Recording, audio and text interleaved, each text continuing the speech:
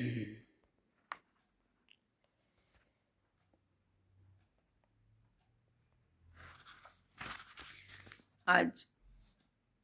BA तृतीय वर्ष की प्रथम प्रश्न पत्र की इस ऑनलाइन कक्षा में आप सभी विद्यार्थियों का स्वागत है। आज हम जयशंकर प्रसाद की कामायनी के श्रद्धा सर की व्याख्या कर रहे हैं। पद पढ़ती हूँ मैं।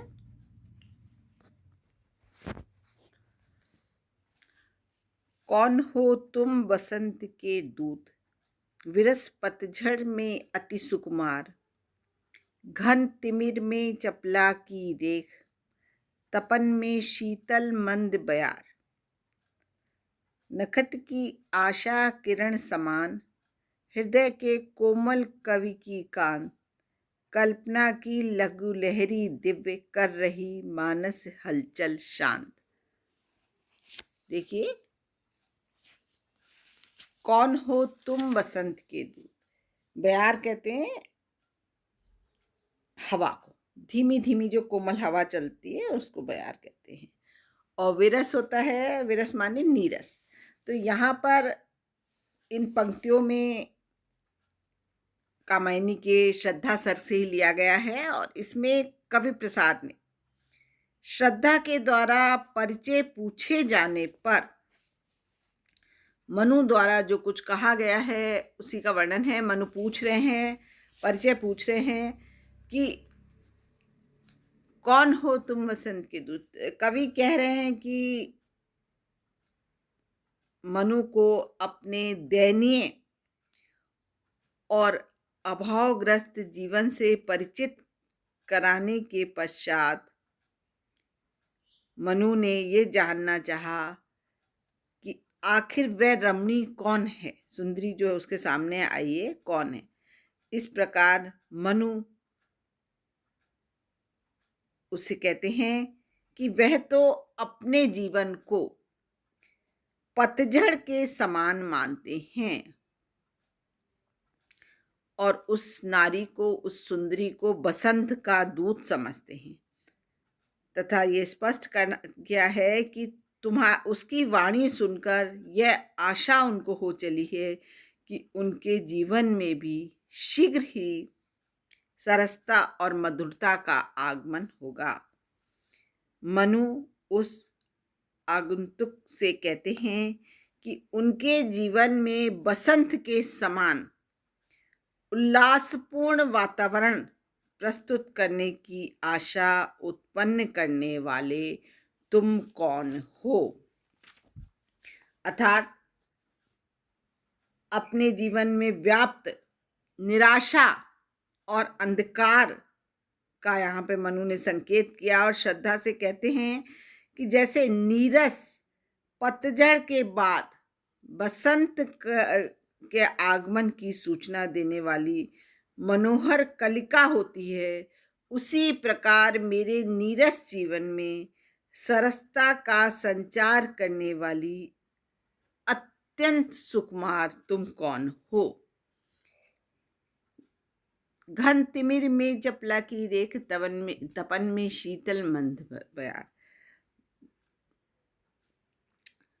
जैसे घने अंधकार में अथवा घन तिमिर, घने अंधकार में, घने बादलों के बीच में बिजली की रेखा सुहानी लगती है, सुंदर लगती है, मन को खुश करती है। या तपन में, तपन माने ग्रीष्म काल में, शीतल मंद बयार, ठंडी ठंडी हवा जो होती है, हवा के झोंके मन को अच्छे लगते हैं। उसी प्रकार नखत की आशा किरण समान हृदय के कोमल कवि की गान। उसी प्रकार मेरे इस निराशा में एकाकी जीवन में तुम अच्छी लग रही हो। नखत की आशा किरण समान, इस कारण इस समय तुम नक्षत्रों की किरण के समान मेरे हृदय में आशा का संचार करने वाली हो, जिसे देखकर मुझे अपने निराश जीवन में फिर से आशा होने लगी है। कल्पना की लघु लहरी दिव्य कर रही मानस हलचल शांत, और तुम कवि के कोमल कल्पनाशील भावुक हृदय की सुंदर छोटी अलौकिक कल्पना की लहर के समान हो, जो मेरे मन की हलचल को शांत कर रही है। आशय कवि के कहने का तात्पर्य यह है कि तुम कौन हो। तुम्हारा ये सम्मोहक रूप देखकर मुझे अत्यधिक प्रसन्नता हो रही है। निराशा से डूबे हुए इस मेरे जीवन में आशा की किरण के रूप में तुम कौन हो। मनु यहाँ पर देखिए श्रद्धा को अपने निराश जीवन में आशा और सुख का संदेश मानने लगे हैं। उनके रूप सौंदर्य से मनु के स्थिर अशांत मन में दुख का आवेग कुछ कम होने लगा है और कवि कल्पना के समान मधुर आनंद का अनुभव होने लगा है। अनुप्रास, उपमा, विरोधाभास आदि अलंकारों का यहाँ पे सुंदर प्रयोग हुआ है। आगे की पंक्तियां देखो।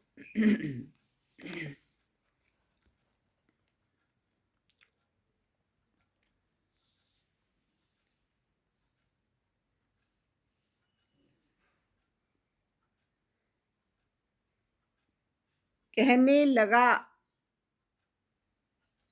आगंतुक व्यक्ति, मिटाता उत्कंठा सविशेष, दे रहा हो कोकिल सानंद, सुमन को जो मधुमेह संदेश।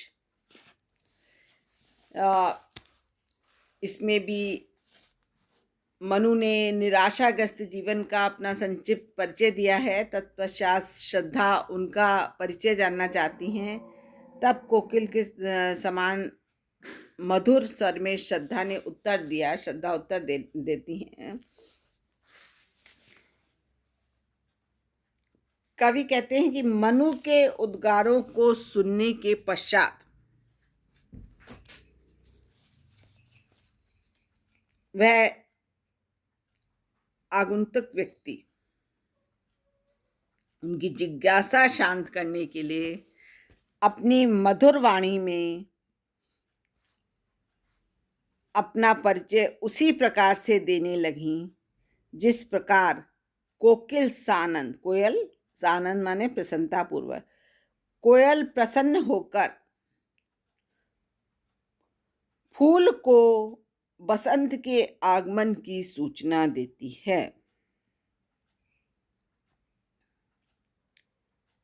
इन पंक्तियों में फूल और मधुमेह नामक दोनों ही शब्द श्लिष्ट हैं तथा सुमन का अर्थ फूल के समान के साथ साथ सुंदर है ना, मन वाला, और मधुमेह का अर्थ बसंत में एवं मधुर दोनों ही माना जाना चाहिए। तो इस अर्थ के आधार पर यह कहा जा सकता है कि श्रद्धा ने सुंदर मन वाले मनु को भावी जीवन की मधुर आशा बंधाई। मतलब उनके स्वर से, उनके बोलने से, जो उनका कोयल के समान सुंदर स्वर था, उससे भविष्य में आने वाले जीवन की मधुरता, क्योंकि निराशा में डूबे हुए हैं मनु, तो आने वाले जीवन के विषय में बताया। भरा था मन में नव उत्साह, सीख रहा हूँ ललित कला का ज्ञान, इधर रह गंधर्वों के देश पिता की हूँ प्यारी संतान। वह सुंदरी अपना परिचय देते हुए कहती हैं कि मैं अपने पिता की अत्यंत ही प्यारी संतान हूँ और मेरे मन में हमेशा ही ललित कलाओं का ज्ञान प्राप्त करने की उत्कृष्ट अभिलाषा रही है। इस प्रकार मैं इधर गंधर्वों के देश में रहकर अपनी अभिलाषा को पूरा कर रही हूँ। यहाँ पर कवि ने देखिए ललित कलाओं के प्रति श्रद्धा का अनुराग प्रेम दिखाकर स्पष्ट किया है कि उनके हृदय में कोमलता, उदारता, है ना, सहृदयता आदि भावनाएं विद्यमान हैं। घूमने का मेरा अभ्यास बड़ा था, मुक्त व्योमतल नित्य कोतूहल खोज रहा था, व्यस्त हृदय सत्ता का सुंदर सत्य।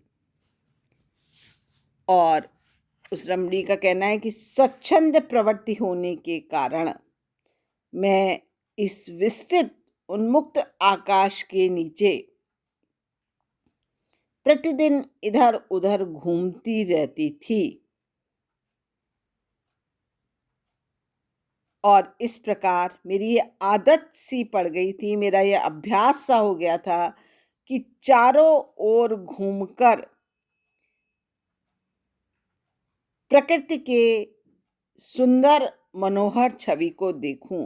देखो, मुक्त व्योमतल माने खुले आकाश के नीचे घूमने का मेरा अभ्यास बढ़ गया था और मैं चारों ओर घूमकर प्रकृति की सुंदरता को देखना चाहती थी।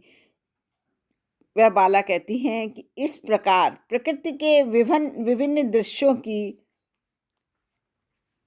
मनोहर सुषमा को देखकर आश्चर्यचकित हो मैं अपने हृदय में उठने वाले रहस्यों को सुलझाने की चेष्टा करती थी और हमेशा यह जानने को उत्सुक बनी रहती थी कि आखिर इन सुंदर वस्तुओं में विद्यमान सत्य क्या है ना। स्पष्ट हुआ ना। देखिए, इसमें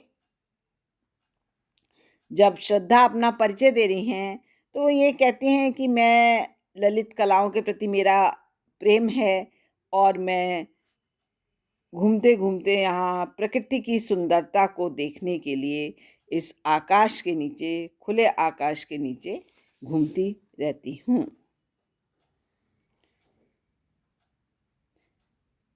आज का व्याख्यान हम यहीं पर समाप्त करते हैं। आगे की पंक्तियों की व्याख्या हम अगले व्याख्यान में करेंगे। धन्यवाद बच्चों।